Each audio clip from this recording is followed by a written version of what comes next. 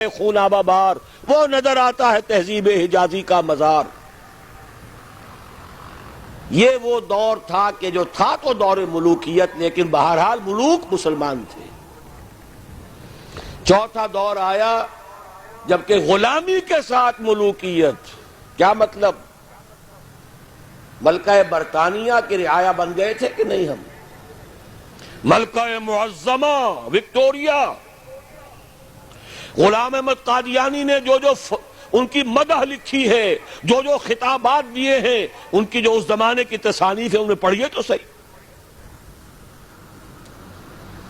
کہیں ہم برطانیہ کے غلام، کہیں ہم فرانسیسیوں کے غلام، کہیں ہم ولندیزیوں کے غلام، کہیں ہم اطالویوں کے غلام۔ اس صدی کے آخر میں وہ نقشہ آ گیا، شروع میں 20ویں صدی کے شروع میں، جس کا نقشہ حضور نے ایک حدیث میں کھینچا تھا۔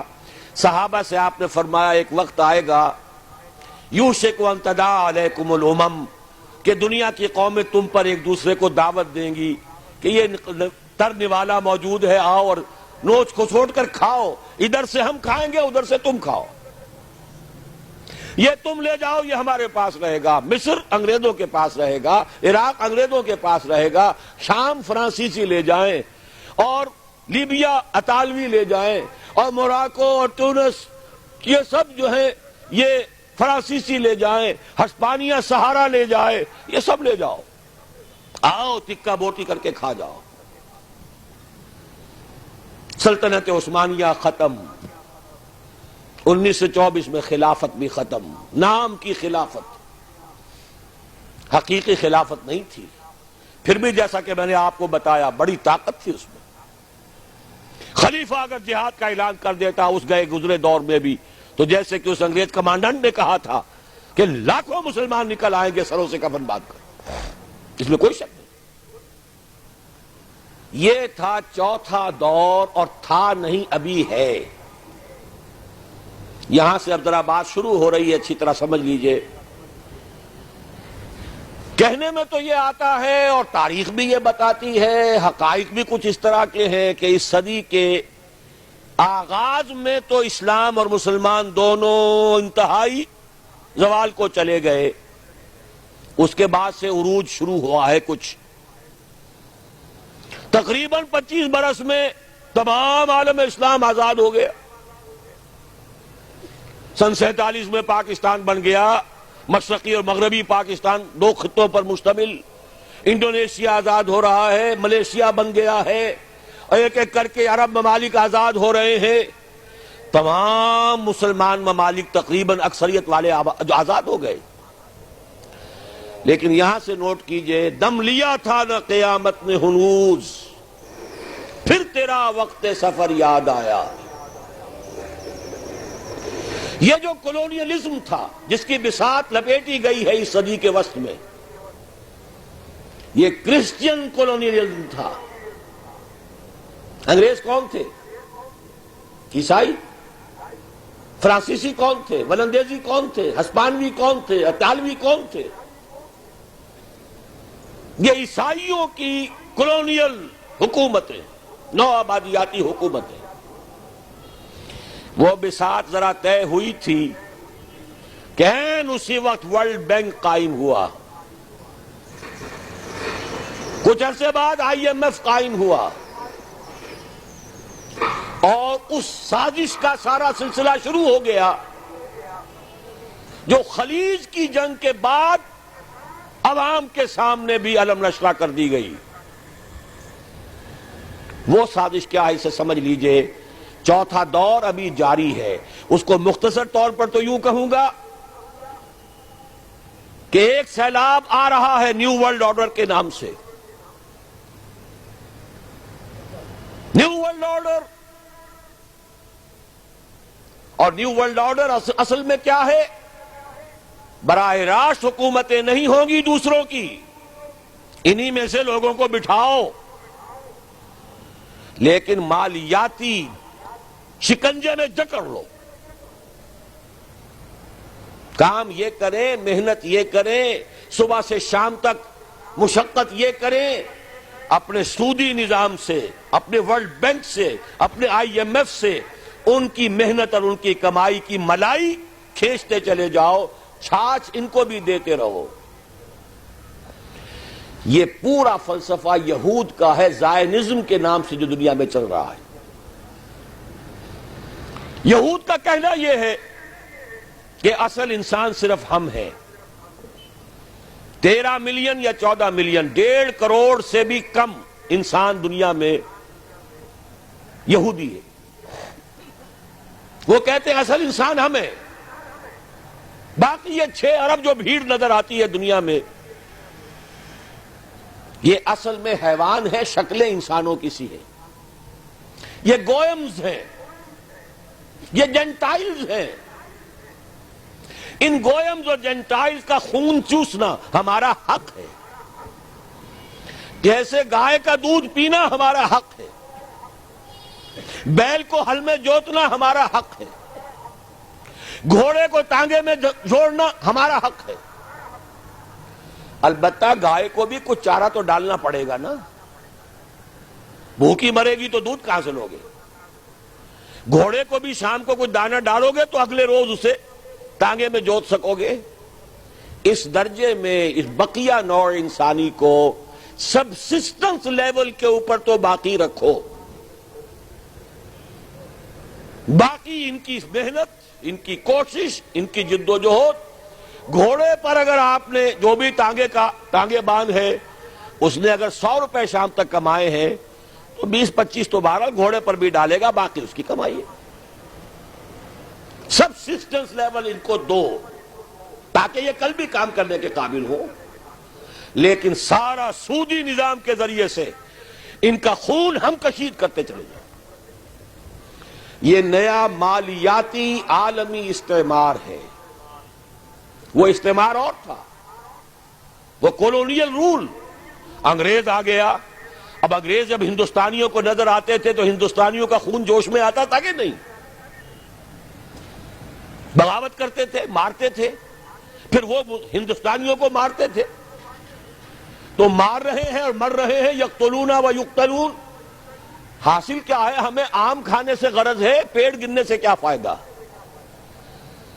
اگر ہم ان کی کمائی، ان کی محنت اسے کشید کرتے چلے جائیں، اس کو کھینچ کر لے جائیں، تو خام خواہ ان کے اوپر براہ راست حکومت کرنے سے حاصل کیا ہے؟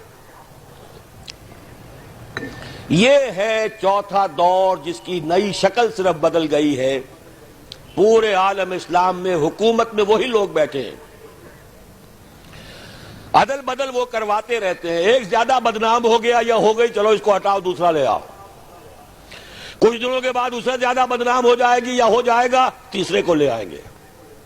الیکشن کراتے رہو، یہ اسی میں مگن رہے۔ الیکشن، ممبری، کرسی، صدارت بنائے، خوب آزادی نے پھندے، اٹھا کر پھینک دو باہر گلی میں۔ نئی تہذیب کے انڈے ہیں گندے، یہ اقبال کہہ کے گیا ہے۔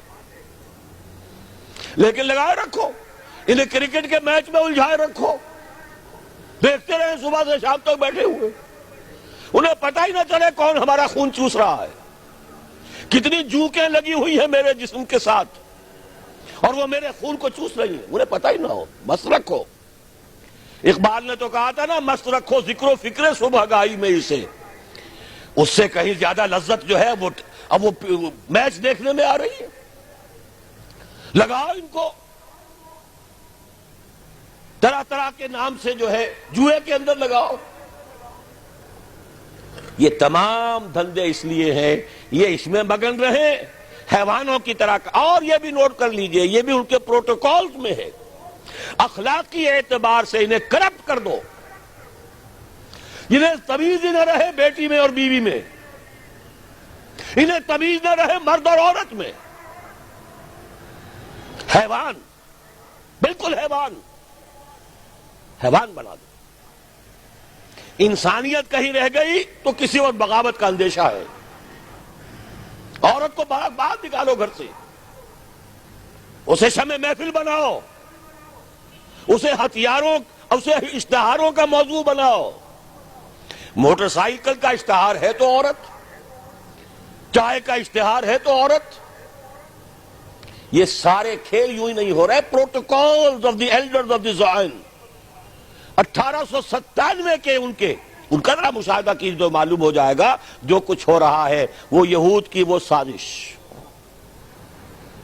حضور صلی اللہ علیہ وسلم کی اس مقصد بعثت کی تکمیل کا سیلاب جب چلا تھا، تھمتا نہ تھا کسی سے سیل رواں ہمارا، کس نے روکا؟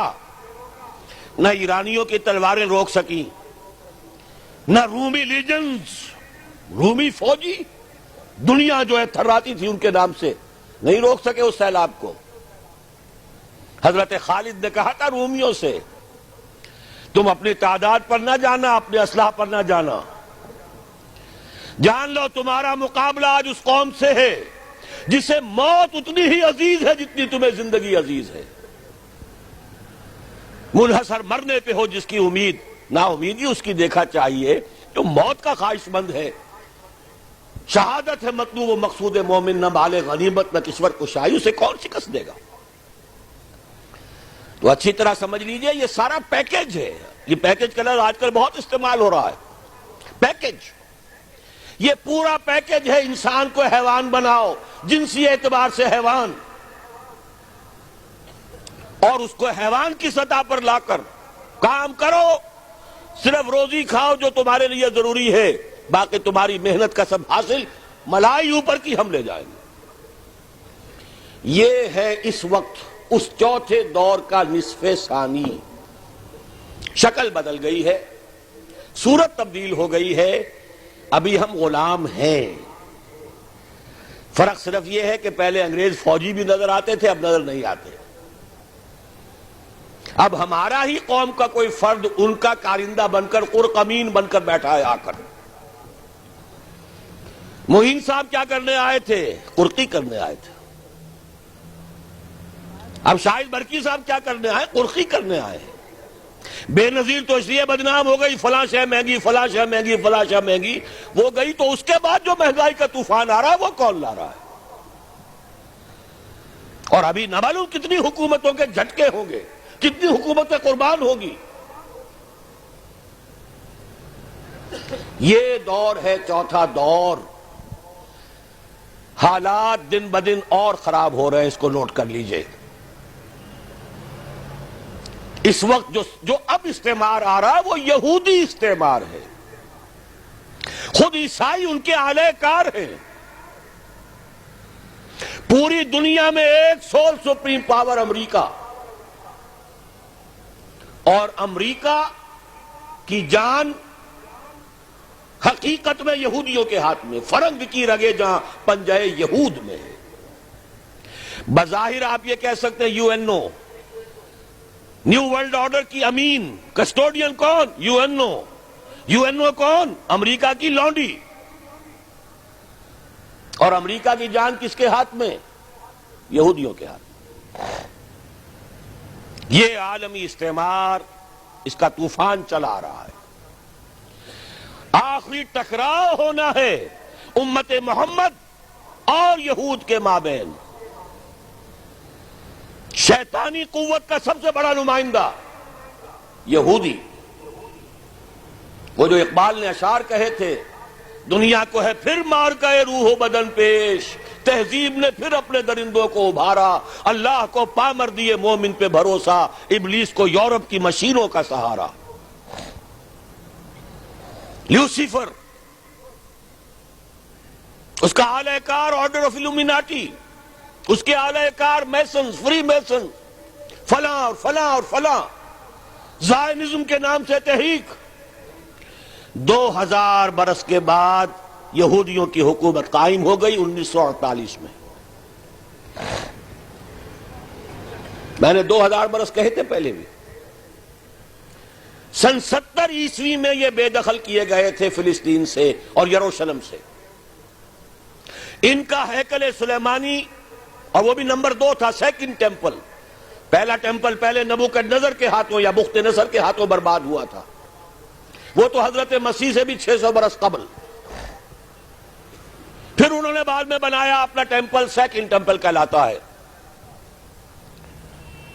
سن 70 عیسوی میں رومنز نے اسے بھی گرا دیا، وہ آج تک گرا پڑا ہے، اس کی صرف ایک دیوار سلامت ہے، کوئی چھوٹی سی کہیں، جس کو ویلنگ وال کہتے ہیں، وہاں جاتے ہیں، زیارت کرتے ہیں اور سر پھوڑتے ہیں اپنا اور ماتم کرتے ہیں، روتے ہیں۔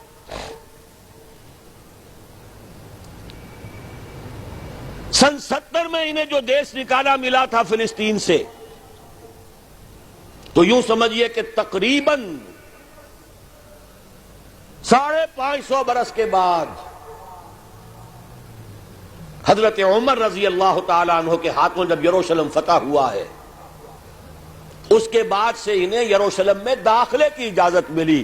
حضرت عمر نے رحم فرمایا کہ تم بھی آ سکتے ہو یہاں، لیکن جو کرسچنز نے، عیسائیوں نے جب قبضہ دیا تھا، چونکہ فتح نہیں کیا تھا مسلمانوں نے یروشلم کو، فتح نہیں ہو سکا تھا، وہ تو انہوں نے ایک معاہدے کے تحت ہینڈ اوور کیا ہے، سرنڈر کیا ہے، اور اس معاہدے میں عیسائیوں نے یہ بات طے کرا دی تھی کہ یہاں یہودیوں کو آباد ہونے کی اجازت نہیں دی جائے گی، آئیں زیارت کریں چلے جائیں، مکان نہیں خرید سکتے، زمین نہیں خرید سکتے، سیٹل نہیں ہو سکتے۔ لیکن 1900 بلکہ نوٹ کر لیجئے 1897 میں، اب یہ 1997 آ رہا ہے اگلے سال کیا، اب تو بہت قریب آ گیا، سال تو بہت بڑی بات ہوتی ہے، 1 مہینے بعد، 1.25 مہینے بعد شروع ہو رہا ہے۔ پورے 100 برس قبل یہودی بینکرز تھے، کچھ بڑے بڑے بینکرز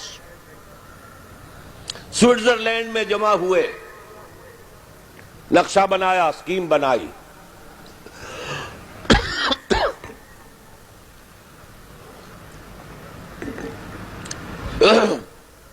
سازش کی صلاحیت اللہ نے بے پناہ دی ہے، دولت بے شمار جمع کر چکے تھے سودی نظام سے، 20 برس کے اندر اندر برطانیہ کے ذریعے سے اعلان کرا لیا بالفور ڈیکلریشن۔ سن 70 اور 1917 کتنا فرق ہوا اس میں؟ 1800 برس سے زائد عرصہ۔ ان کا داخلہ ممنوع تھا پہلے 500 برس، بعد میں داخل ہو سکتے تھے، آباد نہیں ہو سکتے تھے۔ 1917 میں بالفور ڈیکلیریشن کے ذریعے حق مل گیا کہ ہاں یہ بھی آ سکتے ہیں، مکان خرید سکتے ہیں، چونکہ اب ظاہر بات ہے پہلی جنگ عظیم کے بعد مسلمان تو چت پڑا ہے، کون بولے گا؟ اندیشہ ہو سکتا تھا تو ترک خلافت سے ہو سکتا تھا کہ کہیں تنگ آمد بجنگ آمد، خلیفہ کہیں اعلان کر بیٹھا جہاد کا تو کیا ہو جائے گا پوری دنیا میں، لہذا خلافت ختم کرواؤ۔ چاک کر دی ترک ناداں نے خلافت کی قبا، سادگی اپنوں کی دیکھ اوروں کی عیاری بھی دیکھ۔ میں صبح بتا چکا ہوں آپ کو، فری میسن تھا مصطفیٰ کمال پاشا۔ بہرحال 1917 کا بالفور ڈیکلیریشن، اب آنے شروع ہوئے یہودی آیا، کسی عرب سے پوچھا بھائی اس مکان کا کیا مانگتے ہو؟ یہ 2 لاکھ، لو بھائی 3 لاکھ لے لو، لیکن صبح نکل جاؤ۔ اس کھیت کے کتنے دام ہیں؟ جو دام بتاؤ اسے بڑھ کر کے، جلدی سے جاؤ۔ اس وقت انہوں نے ابتدا میں کوئی تشدد نہیں کیا، لیکن دولت، اس کی چمک، ہوتے ہوتے اتنے قدم جما لیے کہ پھر 1948 میں اسرائیل ایک ریاست کی حیثیت سے دنیا میں قائم ہو۔ اس کے ساتھ جوڑ ملا لیجئے 1947 میں پاکستان قائم ہوا تھا۔ یہ ہم عصر واقعات یوں ہی نہیں ہے کہ ایسے ہی آ کر جوڑ مل گئے ہیں، تاریخ کے کچھ واقعات ہماری نگاہوں کے سامنے ہوتے ہیں، کچھ پیچھے اللہ تعالیٰ کی مشیت، وہ جو پیچھے کار فرما ہوتی ہے وہ اپنی جگہ ہے۔ بہرحال 1948 میں قائم ہوا، 19 برس کے بعد 1967 میں جنگ، اور اس نے اپنے حدود بڑھا لیے، مشرق میں، مغرب میں، شمال میں۔ یروشلم پر بھی قبضہ ہو گیا 1967 سے، اب یروشلم ان کے قبضے میں ہے۔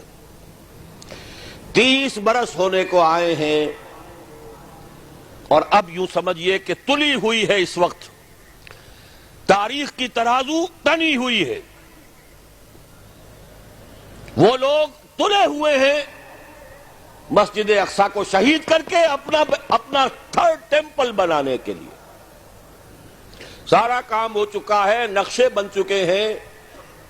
پچھلی دنوں مسجد اقصی کے ڈوم کے لیے شہنشاہ جو ہیں اردن کے شاہ حسین، انہوں نے کتنے من سونا دیا تھا تاکہ اس کے اوپر پتلی چڑھا دی جائے، تو یہودیوں نے کہا تھا یہ سارا سونا ہمارے ہیکل کی تعمیر کے کام آئے گا، کھل کر کہا۔ اب یہ کہ مسجد اقصی کے ساتھ جانے والی ٹنل کھول دی گئی ہے، کوئی دن کی بات ہے کہ کوئی یہودی کوئی جنونی جائے گا، وہاں پر جا کر ایکسپلوسیو رکھ آئے گا، اور اس ایکسپلوسیو کے نتیجے میں مسجد اقصی شہید ہو جائے گی۔ پھر کہیں گے بھائی ہمارا کوئی جنونی کر گیا، جب کر گیا تو چلو اب جو ہو گیا فیٹ اکمپلی ہے یہ، اب یہاں ہمارا ٹیمپل بننے دو۔ اور امت مسلمہ کی نبض وہ دیکھ چکے ہیں ایودھیا کی مسجد گرا کر۔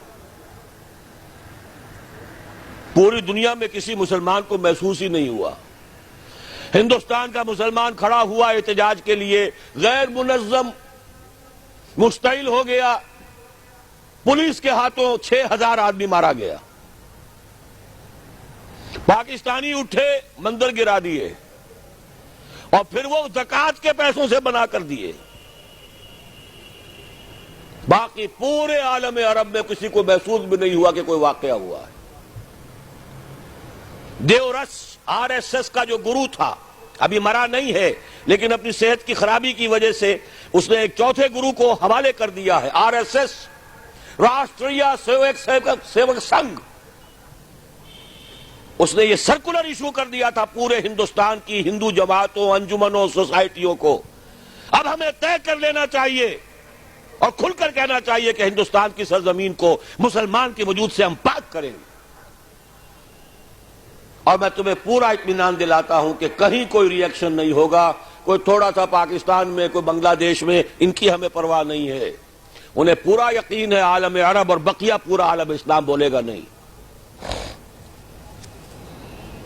بہرحال یہ جو فضا تنی ہوئی ہے، اس کے حوالے سے اب میں صرف آخری بات آپ سے کروں گا۔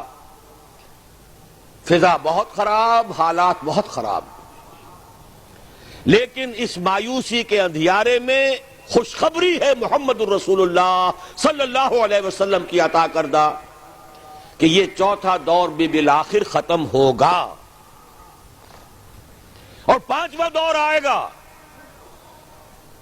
ثم تکون خلافۃ علی منہاج النبوہ، پھر دور آئے گا خلافت علی منہاج النبوہ کا۔ پوری حدیث اس کتابچے میں ہے، دیکھ لیجئے گا۔ اور اب جب یہ خلافت آئے گی، دو حدیثیں اور موجود ہیں جو میں نے شروع میں پڑھی بھی ہیں، ان کا حاصل یہ کہ گلوبل ہوگی، پوری دنیا میں ہوگی، کل کرۂ ارضی پر ہوگی، تمام عالم انسانیت پر ہوگی۔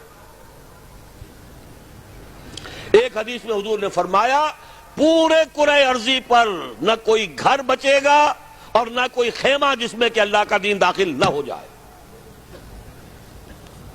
متن آپ پڑھ لیجئے گا اس کتابچے میں۔ ایک حدیث میں فرمایا اللہ نے مجھے پوری زمین کو سکیڑ کر لپیٹ کر دکھا دیا، پوری زمین دکھا دی۔ اور یہ بات سن لو مجھ سے، میں نے زمین کے سارے مشرق بھی دیکھ لیے، مغرب بھی دیکھ لیے، اور جو جو علاقے بھی زمین کے مجھے دکھائے گئے ہیں ان سب پر میری امت کی حکومت قائم ہوگی۔ یہ احادیث آپ اس کتابچے میں پڑھ لیجئے۔ نوید جہاں فضا ہے، خلافت قائم ہوگی اور عالمی ہوگی۔ اب دو باتیں مجھے عرض کرنی ہے۔ پہلے تو اسی نوید کے سلسلے کا آخری حصہ کیا ہے؟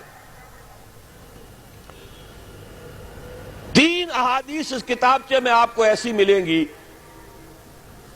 جس سے اندازہ ہوتا ہے کہ اس میں آغاز جو ہوگا وہ پاکستان اور افغانستان کی سرزمین ہے۔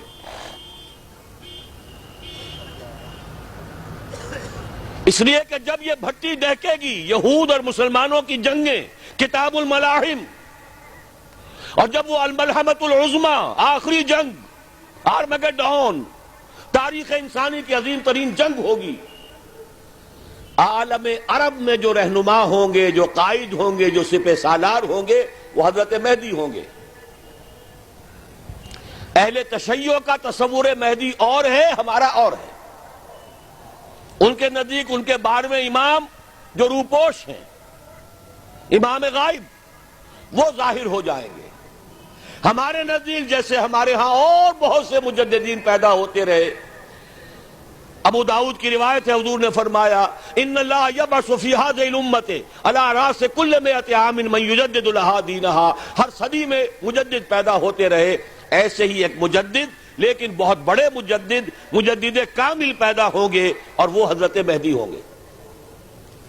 اس پر میری مفصل تقریر لاہور میں ہو چکی ہے، قرائن کے حوالے سے، چونکہ مجھے وہ بھٹی دہتی ہوئی نظر آ رہی ہے۔ میرے نزدیک شاید 1997 کے اندر ہی مسجد اقصی شہید کر دی جائے، اور جب وہ ہوگی پورے عالم عرب میں بالخصوص، آخر ان میں ایمان ہے، ان میں وہ لوگ بھی ہیں جن کو فنڈامنٹلسٹ کہا جاتا ہے، ہر ملک میں ہے۔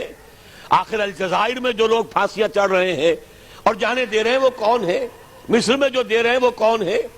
اور اب جو سعودی عرب میں بمبارڈمنٹ شروع ہو گئی ہے وہ کون کر رہے ہیں؟ اگر مسجد اقصی شہید ہو گئی اور وہ پیس پروسیس جو شروع کیا تھا اسحاق رابن نے، اور یہ کہ امریکہ کے زیر اثر اب وہ ختم ہو رہا ہے، نظر آ رہا ہے، دھجیاں بکھر گئی اس کی، اوسلو کے ذریعے سے جو شروع ہوا تھا اور پھر جو معاہدہ ہوا وہ ختم ہو رہا ہے، کوئی دن کی بات ہے۔ اور جیسا کہ میں نے عرض کیا، جیسے مذہبی جنونی نے مسجد الخلیل میں داخل ہو کر 27 مسلمانوں کو شہید کر کے خودکشی کر لی، خود بھی اپنے آپ کو مار لیا، جیسے یہودی جنونی یہودی نے اسحاق رابین کو قتل کر دیا، ایسے ہی کوئی یہودی جائے گا اور مسجد کے نیچے اس ٹنل کے اندر کوئی ایسا مواد رکھائے گا کہ وہ مسجد شہید ہو جائے گی۔ پھر جو طوفان اٹھے گا، پھر جو خونریزی ہوگی، اس کا آپ تصور نہیں کر سکتے، لیکن اس میں ایک شخصیت ابھرے گی اور وہ حضرت مہدی ہوں گے۔ ہمارے جو مجموعے ہیں احادیث کے، ان سے معلوم ہوتا ہے حضرت فاطمہ کی نسل سے ہوں گے رضی اللہ تعالی عنہا۔ حضرت فاطمہ کے 2 بیٹے حضرت حسن حضرت حسین رضی اللہ تعالی عنہما حضرت حسن کی اولاد سے ہوں گے۔ حضور نے فرمایا ان کا نام میرے نام پر ہوگا، محمد ہوگا، اور ان کے والد کا نام میرے والد کے نام پر ہوگا، عبداللہ ہوگا۔ وہ پیدا ہوں گے یا میرے گمان میں وہ پیدا ہو چکے ہیں، اس لیے کہ مجھے تو سامنے نظر آ رہا ہے کہ وہ سارے حالات و واقعات جو احادیث کے کتابوں میں بیان ہوئے ہیں، گویا کہ جیسے ڈرامے سے پہلے سٹیج سیٹ کیا جاتا ہے، حالات پوری طرح اس کے لیے ایک سٹیج کی طرح تیار ہو چکے ہیں۔ باقی واللہ عالم، یہ اندازے کی بات ہے، یقینی بات یہ ہے کہ ہوگا۔ لیکن جب عالم عرب میں یہ بھٹی دہکے گی، جب حضرت مہدی کی قیادت میں مسلمان صاحب ایمان اہل عرب یہودیوں اور عیسائیوں کی طاقت سے ٹکرائیں گے، تو ان کی مدد کے لیے 2 جانب سے اللہ تعالیٰ کچھ بھیجیں گے مدد۔ ایک تو آخری مرحلے میں مدد آئے گی، حضرت مسیح عیسیٰ ابن مریم کا نزول، جو یہودیوں کی طرف رسول بنا کر بھیجے گئے تھے، انہیں یہودیوں نے اپنے خیال میں سولی پر چڑھا دیا، لیکن اللہ نے فرمایا وما صلبوہ وما قتلوہ ولکن شبہ لہم بل رفعہ اللہ الیہ، اللہ تو اپنی طرف اٹھا کر لے گیا۔ اور احادیث صحیحہ جو کہ ہمارے ہاں متواترہ کے درجے میں ہیں، وہ احادیث جو صحیحین کی ہیں، ان سے ثابت ہے کہ حضرت عیسیٰ ابن مریم دوبارہ زمین پر آئیں گے۔ اور یہودیوں کا سب سے بڑا سرغنہ جو خود مسیح ہونے ہی کا دعویٰ کر رہا ہوگا، مسیح الدجال، اسے حضرت مسیح قتل کرے گے۔ لیکن ایک دوسری حدیث سے معلوم ہوتا ہے کہ مشرق سے فوجیں آئیں گی حضرت مہدی کی مدد کے لیے۔ یخرجون ناس من المشرق یؤتون للمہدی یعنی سلطانہ، مشرق کی طرف سے فوجیں آئیں گی کہ جو مہدی کی حکومت کو مستحکم کریں گے۔ خراسان کا لفظ آتا ہے ایک دوسری حدیث میں، خراسان سے سیاہ عالم چلیں گے، انہیں کوئی نہیں روک سکے گا یہاں تک کہ وہ یروشلم میں جا کر رسم ہو جائیں گے۔ اور حضور کے زمانے میں اچھی طرح سمجھ لیجئے، ہند کسے کہتے تھے حضور کے زمانے میں؟ پاکستان ہند میں شامل نہیں تھا. سندھ و ہند، سندھ ایک مکمل ملک تھا، ہند اس کے بعد شروع ہوتا تھا. یہ راجپوتانے کا اور تھر کا ڈیزرٹ جو ہے، اس سے آگے جو ہندوستان ہے وہ ہند تھا. یہ جو ہمارا پاکستان ہے یہ ہمیشہ ہند میں شامل نہیں رہا. حضور کے زمانے میں بالخصوص سندھ و ہند، دریائے سندھ چلا آ رہا ہے. یہ ساری ٹریبیوٹریز جو پنجاب کے اندر اس کی ہیں، یہ سب ایک علیحدہ ملک ہے جو اس زمانے میں سندھ کہلاتا تھا. اور نمبر 2 یاد کیجئے، اس زمانے میں خراسان ایک علاقہ تھا جس میں موجودہ افغانستان کا 2/3، تھوڑا سا حصہ ایران کا، اور جہاں تک میں تحقیق کر سکا ہوں آج تک پاکستان کا بھی علاقہ، خاص طور پر مالاکنڈ ڈویژن جو اس خراسان میں شامل ہے. خراسان سے سیاہ عالم چلیں گے جو جا کر یروشلم میں نصب ہوں گے. یہاں بھی ایک نقطہ نوٹ کر لیجئے، پہلے بھی یروشلم ہم سے چھینا تھا. کس نے چھینا تھا؟ عیسائیوں نے، کروسیڈرز. واپس کون لیا؟ کس نے لیا؟ عربوں میں دم نہیں تھا، عرب عیاشیوں کی وجہ سے کھوکھلے ہو چکے تھے. واپس لینے والا صلاح الدین ایوبی، کرد خون. اب دوبارہ یروشلم لیا جا چکا. چھینا کن سے گیا؟ عربوں سے. عرب واپس لے سکتے ہیں؟ کوئی اندیشہ اگر ہو سکتا تھا عراق کے بارے میں کہ شاید اس کے ایٹمک دانت نکل آئے، جو سازش کی گئی، جس طرح اس احمق اور پاگل صدام حسین کو دام میں پھنسایا گیا. صدام، 100 جال، دام کہتے ہیں جال کو، 100 اس میں جو پھنسا ہے تو اگلا پچھلا کھایا پیا سب اگلوا لیا. اور ہے کون؟ اس کے پاس ایٹمک ہتھیاروں کا ذخیرہ موجود ہے، اور کسی کے وہ ایٹمک دانت بھی نکلنے نہیں دے رہے. پاکستان کے اوپر کتنا دباؤ، اور ہمیں نہیں پتا کتنا کچھ دباؤ قبول کیا جا چکا. یہ تو سبھی مانتے ہیں. کیپ کر دیا گیا، روک دیا گیا، آگے تو نہیں بڑھ رہا، یہ تو سبھی مانتے ہیں. رول بیک بھی ہو گیا یا نہیں کچھ پتہ نہیں. لیکن کسی صورت یہ نہیں تسلیم کریں گے، قبول کریں گے کہ کسی مسلمان ملک کے پاس ایٹم بم آ جائے. یہودیوں کے پاس ذخیرہ موجود، سب جانتے ہیں. بہرحال یہ جان لیجئے اس علاقے سے امید ہوتی ہے سندھ اور خراسان. حالات بہت خراب ہیں ہمارے، اور حالات بہت خراب ہیں افغانستان کے بھی، لیکن حالات کے بدلتے اللہ تعالیٰ کی مشیت کے تحت دیر نہیں لگا کرتی. سیرت نبوی میں مجھے نظر آتا ہے سن 10 میں، 10 نبوی، ہجرت سے 3 سال پہلے، 2.5 سال پہلے، کہیں سے کوئی امید کی کرن نظر نہیں آتی تھی کہ عرب میں اسلامی حکومت قائم ہو جائے گی. 10 برس ہو چکے محمد الرسول اللہ کو دعوت دیتے ہوئے، اور ابھی تک بمشکل 125 آدمی ہے. اپنے بل پر، اپنے طاقت پر مکے میں رہ بھی نہیں سکتے. کیسے ہو جائے گا؟ کہاں سے ہو جائے گا؟ میں آج پوچھتا ہوں، کوئی شخص بتائے کہیں سے کوئی امید کی کرن اس وقت نظر آتی ہے؟ اس ماحول میں لے جائیے. اگلے 3 سال میں کیا ہو گیا؟ پہلے سال 6، اگلے سال 12، اس سے اگلے سال 72، اور